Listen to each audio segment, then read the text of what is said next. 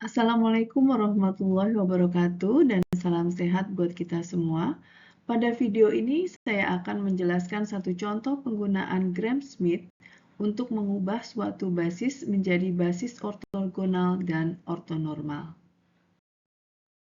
Proses Gram-Schmidt adalah proses dalam aljabar linear untuk mengubah suatu himpunan vektor yang saling bebas linear menjadi suatu himpunan vektor yang saling ortogonal atau tegak lurus dan ortonormal, di mana tegak lurus dan panjangnya satu tanpa mengubah ruang yang direntangnya. Proses ortogonalisasi yang kita lakukan pada Gram and Schmidt itu pada dasarnya berbasis proyeksi vektor. Maka kalau kita lihat rumus di sini, ini adalah rumus proyeksi vektor U2 terhadap V1. Berikut adalah contoh yang akan kita bahas pada video kali ini, di mana kita diminta untuk menggunakan proses Gram-Schmidt mengubah basis U1, U2, U3 di ruang 3 menjadi basis ortonormal, di mana diketahui vektor U1, U2, dan U3. Maka langkah pertama adalah kita menentukan vektor V1-nya, di mana vektor V1 di sini adalah sama dengan U1 ya. V1-nya sama dengan U1 yaitu 1,1,1 ya, sesuai dengan soal di sini. Baik, langkah berikutnya adalah kita mencari V2. Di mana V2 adalah vektor U2 dikurangi dengan proyeksi vektor U2 terhadap vektor V1. Sekarang kita cari dulu ya di sini, maka kita harus mengalihkan U2 dengan V1 ya, hasil kali dalam. Maka kita kalikan U2 dikali vektor U2 dikali vektor V1. Vektor U2 dikali vektor V1. Ya. U2-nya kan yang ini ya. Min 1, 1,0. V1-nya adalah 1,1,1. Kita kalikan. 1 kali 1, min 1 kali 1, tambah 1 kali 1, tambah berikutnya 0 kali 1. Di sini kita akan dapatkan min 1 tambah 1 tambah 0, maka sama dengan 0. Ya, maka hasil kali ruang hasil kali dalam dari U2V1 ya, ini adalah sama dengan 0. Jadi kalau kita masukkan ke rumus ini hasilnya kan 0 ya. Jadi kita tidak usah dulu mencari yang lain. Maka vektor V2 sama dengan U2-nya adalah min 1,1,0 dikurangi 0. Maka V2 adalah min 1,1,0. Ya. Di sini kita dapatkan V1, sudah kita dapatkan V2-nya. Sekarang kita masuk kepada langkah ketiga ya. Di slide ini sudah saya tuliskan soal dari V1, U1, U2, dan U3-nya, ya vektor yang kita cari, dan kemudian hasil perhitungan kita tadi sudah diketahui V1 dan V2.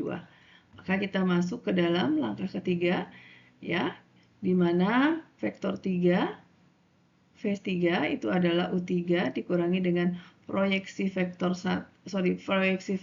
U3 terhadap vektor V1 dan proyeksi vektor U3 terhadap vektor V2. Ya, sekarang maka kita cari dulu yang rumus U3 ya, menggunakan U3 kali V1. Kita kalikan hasil kali dalamnya dulu, di mana U3 ini ya, yang ini 3 dan V1. 1 kali 1 tambah 2 kali 1 tambah 1 kali 1 sama dengan 1 tambah 2 tambah 1, maka U3 vektor U3 dikali dengan vektor V1 adalah sama dengan 4. Kemudian kita cari apa lagi di sini? Oh ya, kita cari norm V1-nya, V1 kuadrat. Ya. Maka di sini adalah akar 1 tambah 1 tambah 1. kuadrat ya, sorry, 1 kuadrat tambah 1 kuadrat tambah 1 kuadrat, dan ini dikuadratkan lagi. Maka di sini kita peroleh adalah akar 3. Ya. Berikutnya yang selanjutnya adalah di sini ya. Kita cari vektor U3 dikali dengan vektor V2. Ya, ini V2-nya. Maka 1 kali min 1 tambah 2 kali 1 tambah 1 kali 0. Ya. Maka di sini kita peroleh vektor U3 dikali dengan vektor V2 itu adalah sama dengan, ini kan min 1 tambah 2, jadi sama dengan 1. Sekarang kita cari norm V kuadrat, V2 kuadratnya, akar min 1 kuadrat tambah 1 kuadrat tambah 0 kuadrat. Sama dengan akar 1 tambah 1, akar 2 dikuadratkan, ya. Maka norm V2 kuadrat adalah sama dengan 2. Oh ya, yang V1 ini harusnya kan karena dikuadratkan berarti 3 ya. Oke, jadi V1 kuadrat itu adalah sama dengan 3. Nah, sekarang kita masukkan ke dalam rumusnya ya. U3 itu adalah 1,2,1 dikurangi dengan U3 kali V1, vektor U3 kali V1 itu adalah 4 per, ya. Kemudian ini norm V1 kuadratnya adalah 3 dikali dengan vektor V1. V1-nya adalah 1,1,1. Baik. Kemudian dikurangi dengan, nah, ini adalah 1, U3 kali V2-nya adalah 1. Yang ini ya, dibagi 2. Oke, yang ini dikali dengan min 1,1,0. Nah, baik, ini sudah kita dapatkan. Untuk memudahkan saya akan hapus ya perhitungan di sampingnya, karena kita sudah dapatkan angka-angkanya. Oke, saya hapus ini. Oke, ya. Biar memberi ruang kita untuk menghitung V3-nya jauh lebih mudah ya. Oke, baik. Nah, selanjutnya kita kalikan saja masing-masing ke dalamnya ya. Oke, berarti di sini V3 sama dengan 1 ya, dikurangi 4/3 dikurangi setengah kali min 1 berarti tambah setengah. Oke. Koma, berikutnya 2 dikurangi 4/3. Yang ini setengah dikali min setengah dikali 1 berarti min setengah. Koma, yang terakhir ya. 1 dikurangi 4/3 dikurangi 0. Nah, oke. Kan karena kita kurangi 1 per 1. Maka di sini kita samakan penyebutnya menjadi 6. Di sini adalah 6 dikurangi 8 dikurangi 3. Ditambah dong. Ini kan tadi ditambah ya. Oke. Koma, ini samakan penyebutnya juga. Sini 12 dikurangi 8 dikurangi 3. Koma, ini adalah 3 dikurangi 4. Ini per 3. Maka sama dengan ini 1/6. Betul? Yang ini juga 1/6. Koma, yang ini adalah min 1/3. Ya, kita kurangi nih. Ini kan 6 tambah 3, 9, kurangi 8, berarti kan 1/6. Ini juga sama. 12 kurangi 11, maka 1/6. Nah, sekarang kita dapatkan seperti ini. Oke, kalau kita lihat, ini kita bisa keluarkan angka 1/6-nya kan, untuk vektor V3 ini, ya. Kita bisa keluarkan si 1/6 ini menjadi 1,1,3/6 berarti minus 2 ya, minus 2. Oke, nah, ingat bahwa perkalian vektor dengan skalar, jadi kalau misalnya saya punya sebuah vektor gini ya, merentang ke sana ya. Nah, kemudian kita kalikan dengan skalar. Misalnya dengan 1/6-nya ya, maka di sini adalah 1/6 dari vektor tersebut. Misalnya di sini adalah let's say vektor V3-nya, itu kita kalikan dengan 1/6-nya. Maka di sini perkalian 1/6 ini skalar, ini kita bisa anggap satu saja ya.